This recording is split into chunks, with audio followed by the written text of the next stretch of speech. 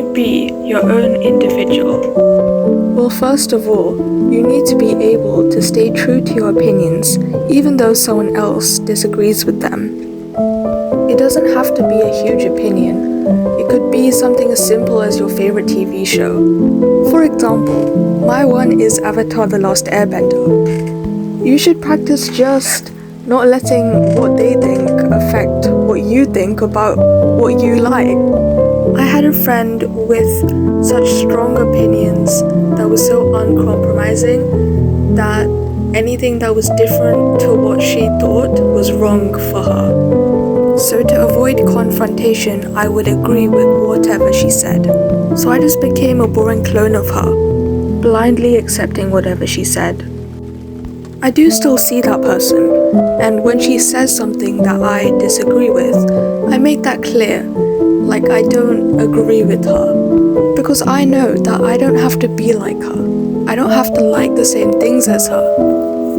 And that's the mindset you need to have to be able to be your own individual. Secondly, you need to be able to do things on your own. Like, if all of your friends don't want to do something with you, then just do it on your own. Because you can't expect other people to always be there to do things with you. Because that way you're able to pursue things that you enjoy, even if there's no one to do it with you. I have a little story that I'd like to share. So, when I was 7 years old, I remember looking outside and thinking about what does everyone in this world have? And I began by listing physical things like hair or an arm, but then I realized that, not everyone has hair or arms. So I didn't have an answer to that at the time, and only a few days ago that I realized that everyone has themselves.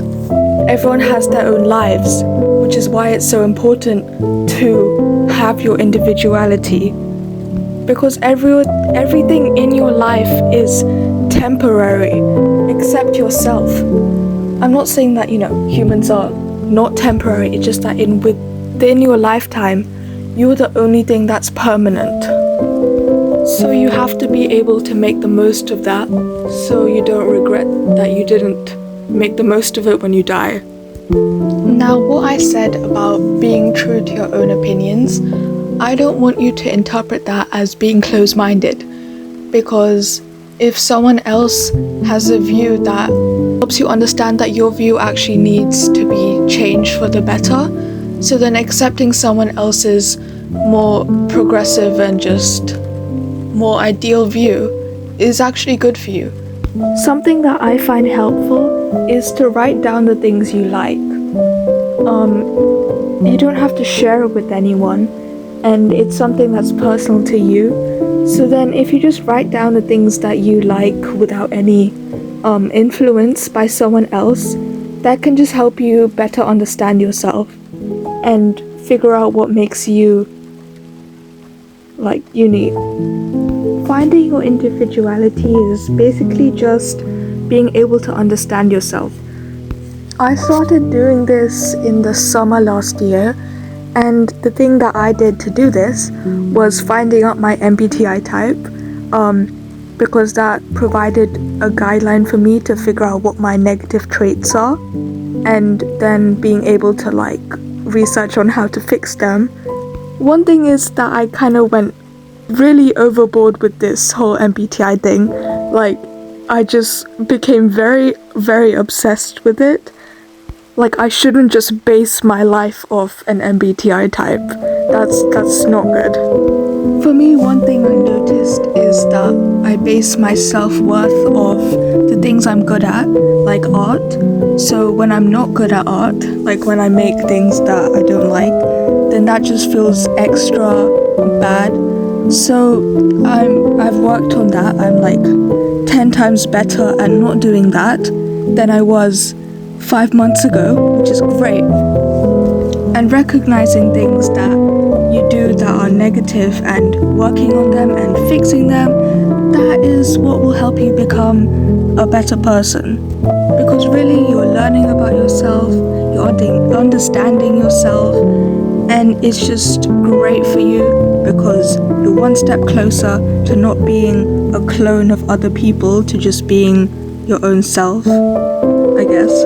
I mean, me personally, I'm quite interested in psychology and understanding how other people work. So for me to learn how to understand myself is actually really fun. I don't know if you'll feel the same about that, but it's good for you. And that's pretty much all I have to say about this topic. I hope you found this interesting. So now I'm actually going to talk about the painting itself. So in my previous video, I wasn't happy about the art I was producing, but then that was 2 days ago. And then today, I made this, and I'm very happy with this one. So, you're actually capable of making good things. It just some days it doesn't work. But wait, it's not done. It's not? Of course not. You have to add glitter.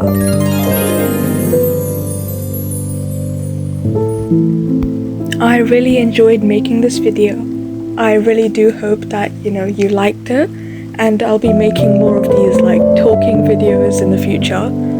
So please subscribe and like the video if you want to see more of my content. Goodbye, and I hope you have a great day.